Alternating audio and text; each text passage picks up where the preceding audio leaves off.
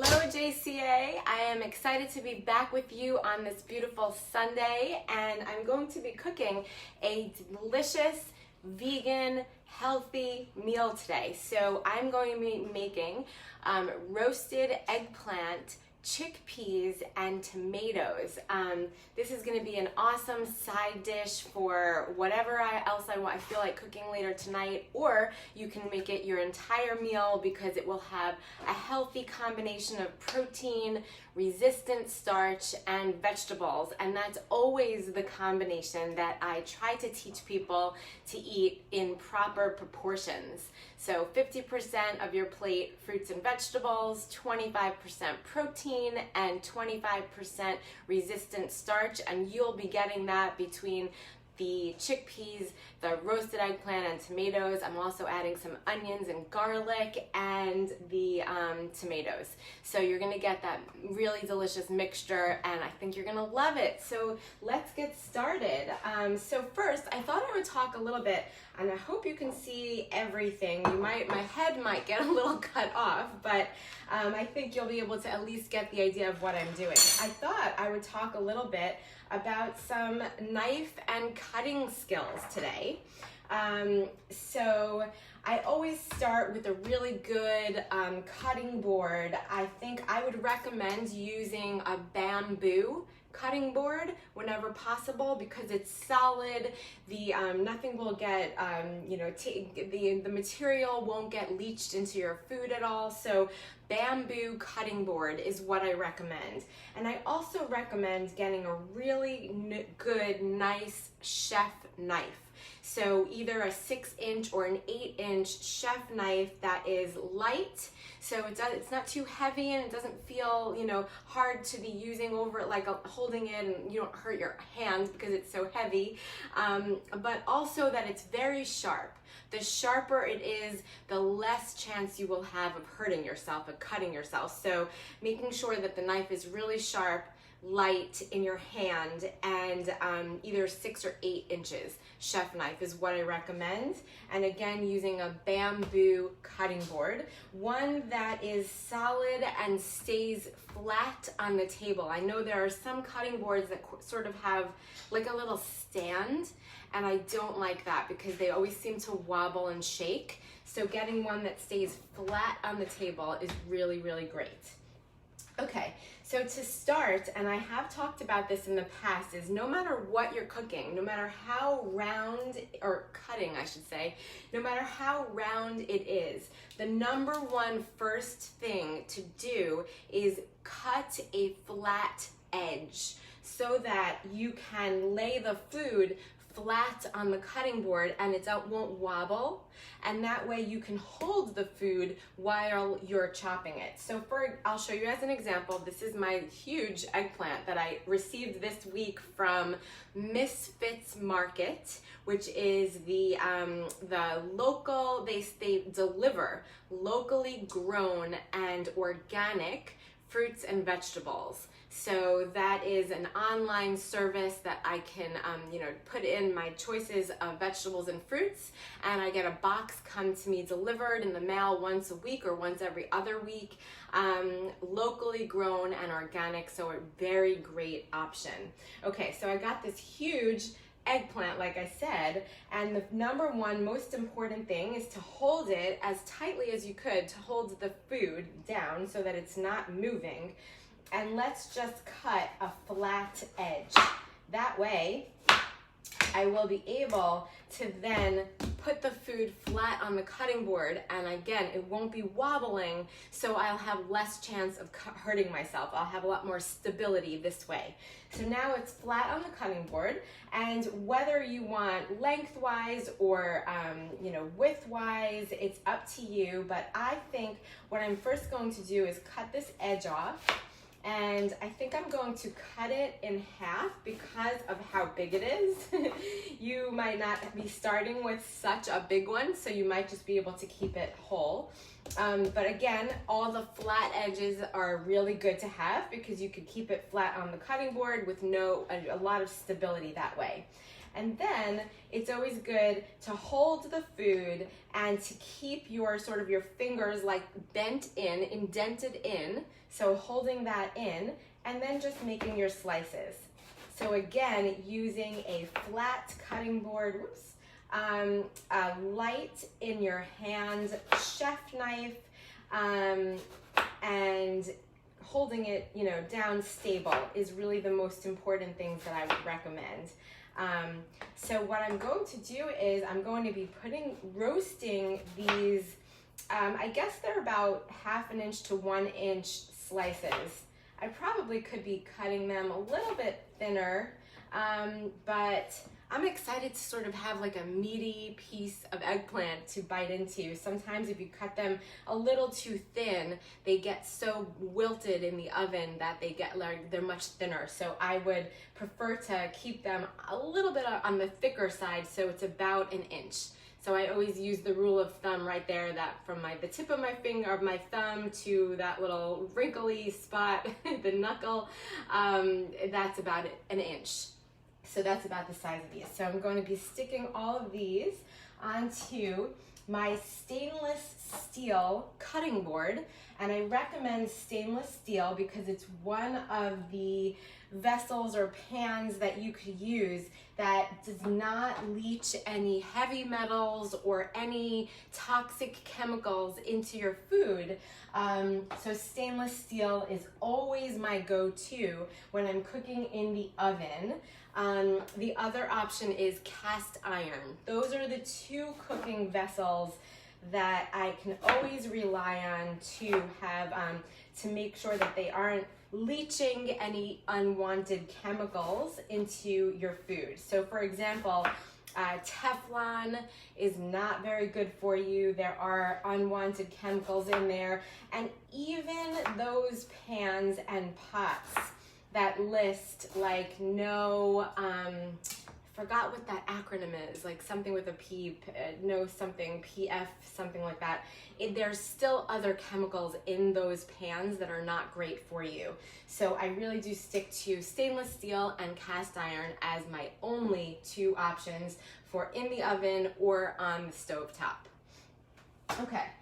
So we have our, these are, I love that I'm really happy that I made them so thick because they are going to be like really sort of meaty in my dish later. And if you are vegan and you're not eating meat, then this will give you the very sensation that you're eating something that's substantial. And I'm really apologizing that my head is cut off half the time here, but I thought maybe it'd be more important that you actually can see the food and hear what I'm saying.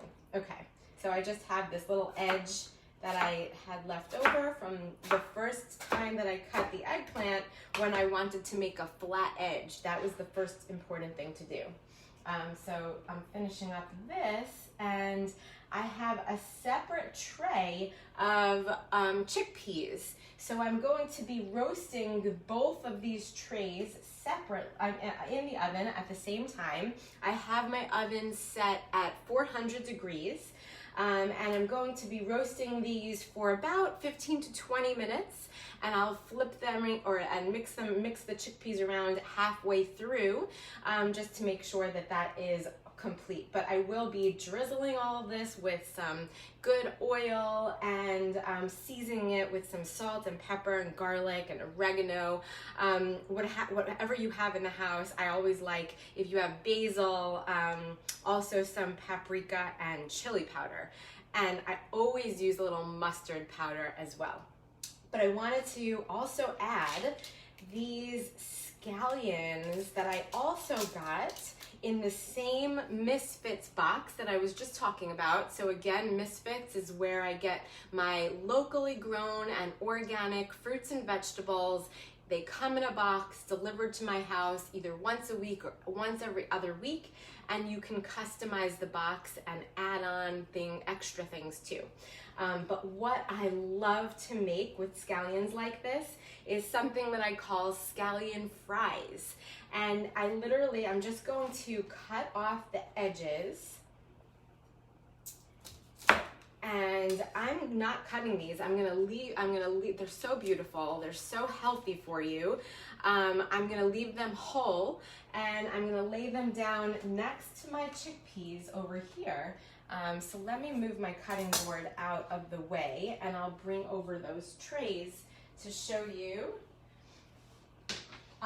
what I'm gonna do with all these things. Okay, so let's just start with the eggplant. I'm going to start with some oil, and I am using, because the oven is already at 400 degrees, I'm going to be using avocado oil.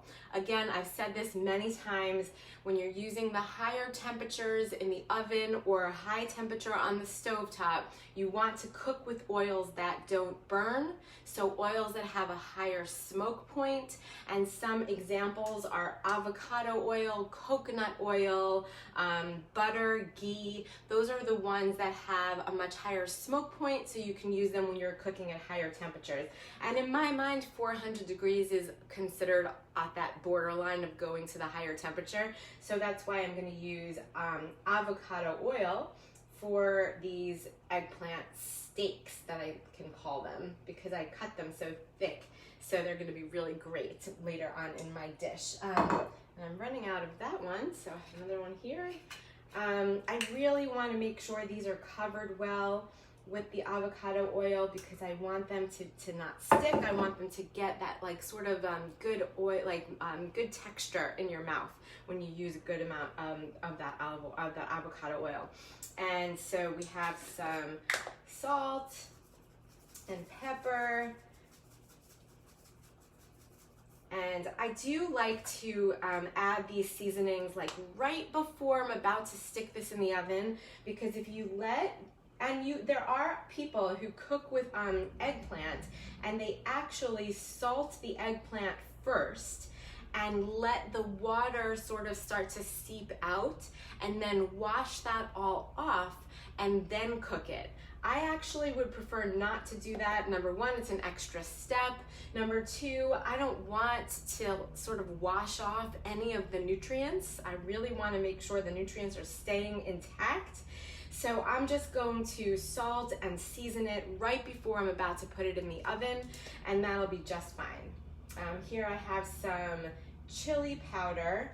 I'm sort of running out of paprika, which I'm upset with, because I really would love to add a good amount of paprika to this, but I think I'm just gonna have to use whatever I have here, which is here in this one, and it's not a lot. Yeah, there's nothing left in here. Okay. So oregano, I love oregano. I also wish that I had a little basil, because that would be an awesome flavor combination for this roasted eggplant, tomatoes, and chickpea dish.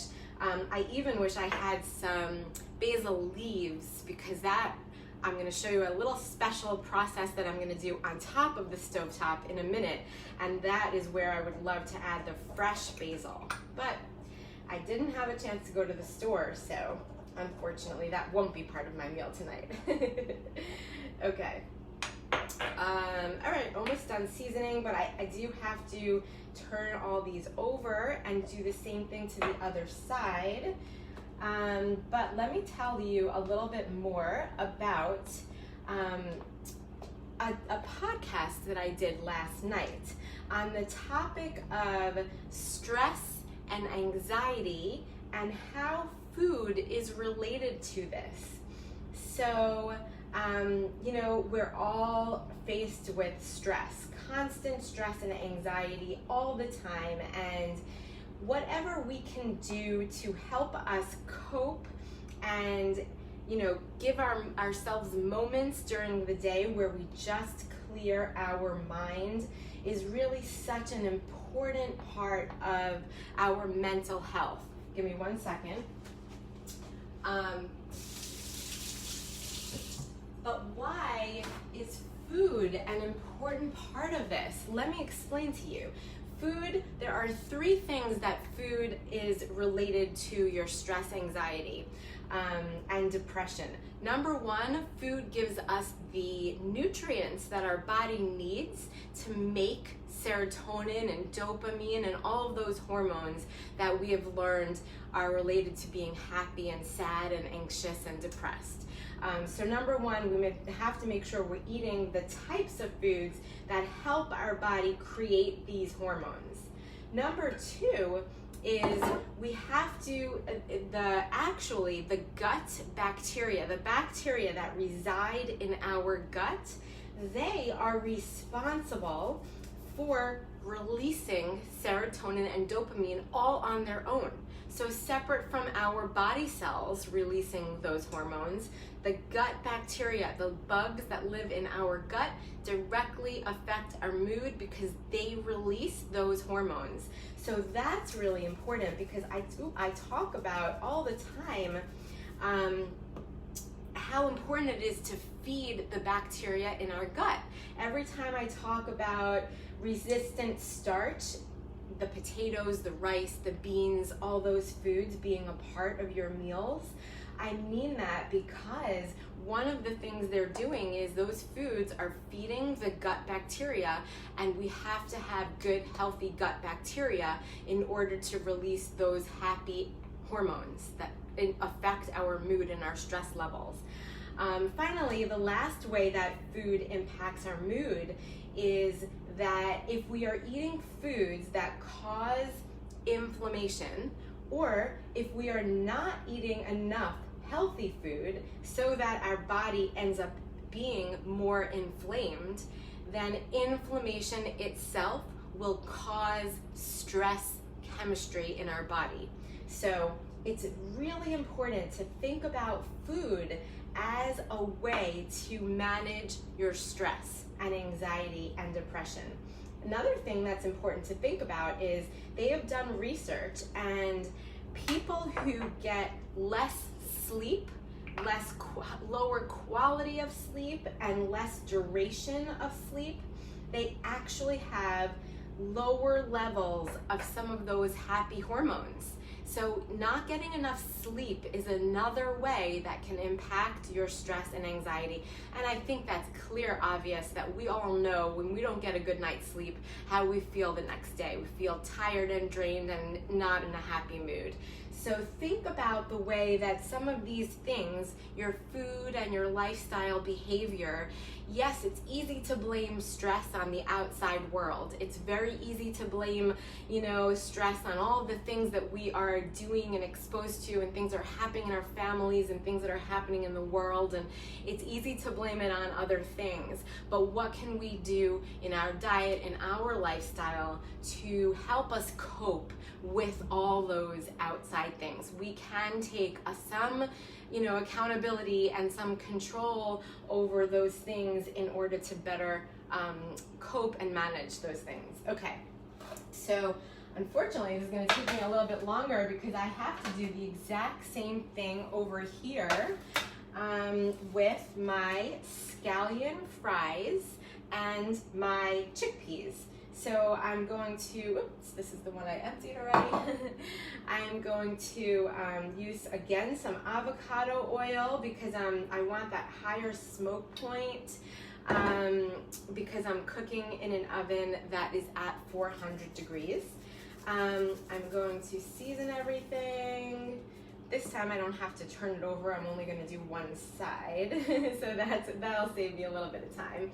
But I'm excited to show you also what I'm going to be doing on the stovetop. Once I stick all of this in the oven, which is going to be 1 second, I am going to be sauteing some, my oregano, that's the other one, okay.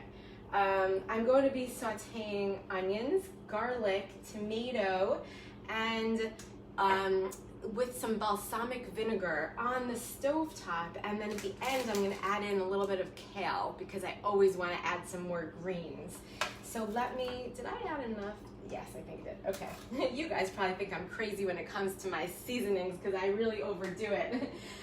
Okay, so this is all going in to the oven at 400 degrees. All of this is gonna roast my delicious eggplant steaks, my chickpeas, and my scallions. Okay, now let me grab my cutting board, and I'm going to start heating up the cast iron pan that I have on my stovetop. And for that one, I'm going to be able to keep the temperature lower, so I'll be able to use some of my really delicious olive oil that I use. I love this brand. It's called, I'm probably gonna mess up the pronunciation of the word, but Cassandrinos is the olive oil that I order. I order it online. It comes, I get like 4 bottles in a box, and I just use it sparingly because it's just so delicious. It's high quality, it's unrefined. Unfortunately, even though you go into the supermarket and your olive oils say pure olive oil, they are still sometimes refined, and they do sometimes have unwanted ingredients, even though they're not listed. So they've done research and they've tested out all the olive oils in the store, and unfortunately they're not all as pure as we would want them to be. So this one is one of the ones, and I do have a list of ones that have been tested and approved to be pure. So if you're ever interested in that list, contact me, email me, or post on one of these videos and let me know, and I'll send you that list. But this is one that I really like, and since I'm going to be cooking on the stovetop at a lower temperature, I feel more comfortable to use olive oil because olive oil does have a lower smoke point, and I could use it at lower temperature cooking. Okay, so what I have here is some. I'm actually going to do my onion first. So to go back to my cutting skills, again, the onion is round, so we really want to make sure that we are getting a flat surface on the onion so that it's down flat on the cutting board and I have more stability in holding it. So I'm first just going to cut it in half. I'm using my sort of light handheld chef's knife, 6 or 8 inches, one that feels very comfortable in your hand, that is not heavy, and it's sharp. It has to be sharp. So my onions, I don't know, there's all different like fancy ways of cutting onions. I just really just cut off the edges, peel off all the skin, and then I'm just gonna have some slices. So, and I'm gonna put the onions in first. And then I'm going to add the garlic, the minced garlic. I'm going to show you how I mince my garlic. So let's just get this half started. And a little bit of my olive oil, and I do have that pan on pretty low of a temperature. Actually, what I wanted to do too is I wanted to be able to turn that camera around so that you can see this. But I'll do that in a minute. Let me finish cutting everything. Okay, so my other side of the onion. I also wanted to tell you guys about a great presentation I'm going to be doing in next week. So it's November 17th at 1 o'clock, and the topic is managing diabetes and inflammation. So you do not have to have diabetes, yourself or in your family to find this lecture very interesting, because I'm going to be talking a lot about how inflammation is related to not only diabetes, but many different chronic conditions. So I'm going to be talking about the difference between type 1 and type 2 diabetes. I'm going to be talking about inflammation. So lots of really interesting topics. Okay, so join me for that. And look, I have been posting in that Facebook group where you're watching this video, the link for that. And I even think that at the top of that group, Facebook group page, that link is right there for you to register for that free great presentation on diabetes and inflammation. Okay, so I'm adding my onions there.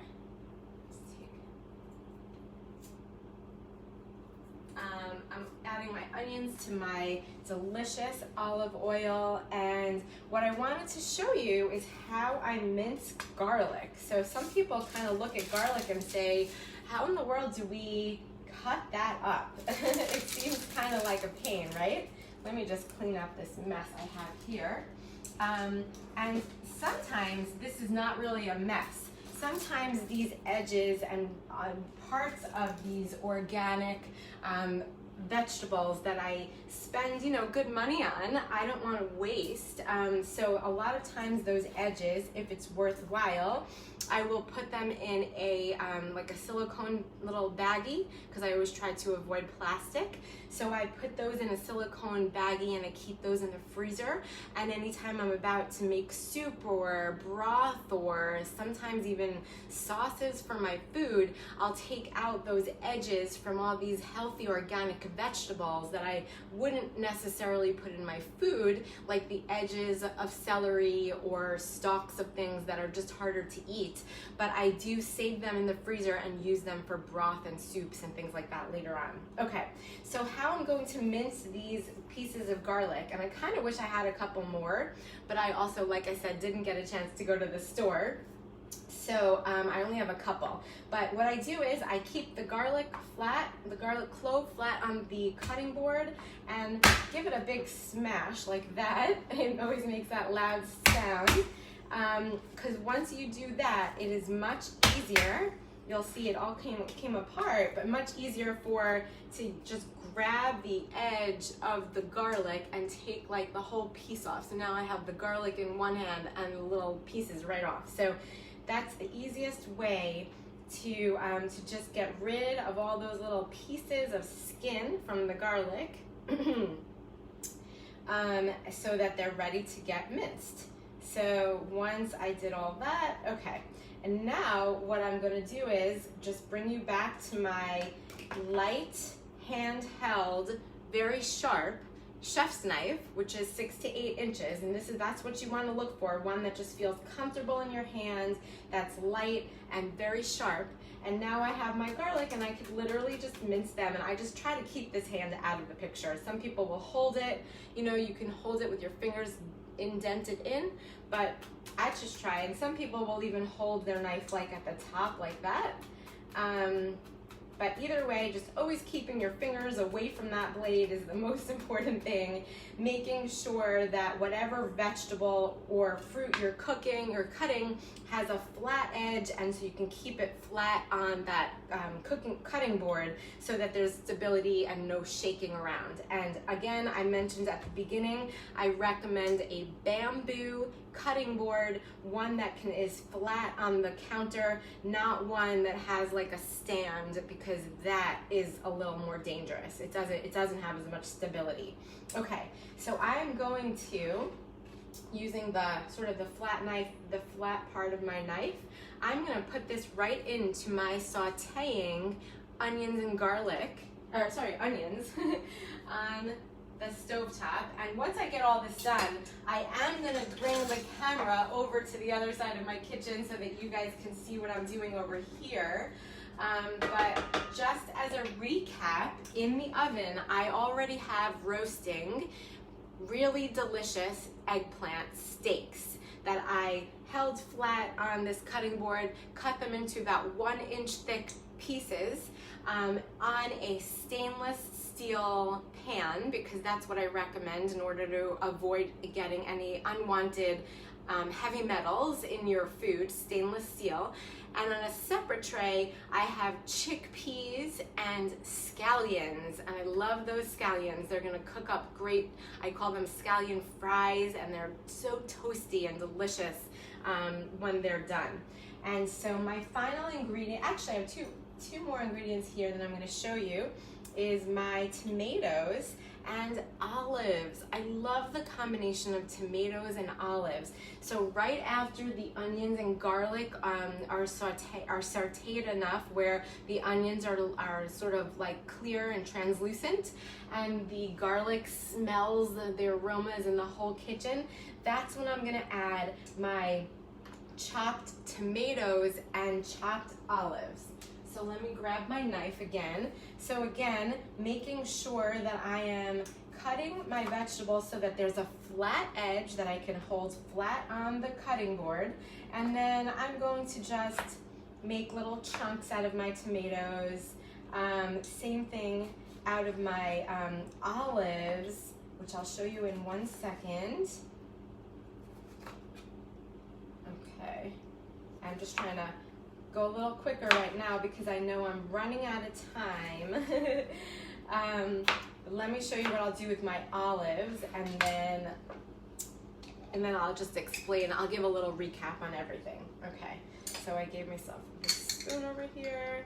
I have a combination of green olives and some Kalamata, how do you pronounce that? Kalamata olives. I love the that combination too, of getting all those different flavored profiles kind of in my food. Need a little towel to open that up. Okay. All right, and so at the end, what I'm going to do is so the roasted eggplant and chickpeas and scallions, they're all gonna stay in that 400-degree oven for a total of about 20 minutes. In the middle, I will flip everything so that both sides are evenly browned. And on the stovetop, I have right now sauteing onions and garlic. I'm going to add tomatoes and olives and season all of that once it's cooked, once it's like browned a little bit. I always season at the end. And then I'm gonna add my tomatoes, olives, and some balsamic vinegar. So that's gonna be the sauce basically. And at the end, after I take the roasted eggplant and chickpeas out of the oven, I'm just gonna combine everything together. So I know it sounds a little complicated, but let me just start over one more time. So 400-degree oven, roasting eggplant steaks that are seasoned with avocado oil and seasoned with salt, garlic, pepper, oregano, basil, whatever combination of spices you like, on one stainless steel tray. Then I have another stainless steel tray roasting chickpeas and scallions, also seasoned with avocado oil and those seasonings that I mentioned. On the stovetop, I'm sauteing onions and garlic, and it smells so good in here. I wish you could smell it.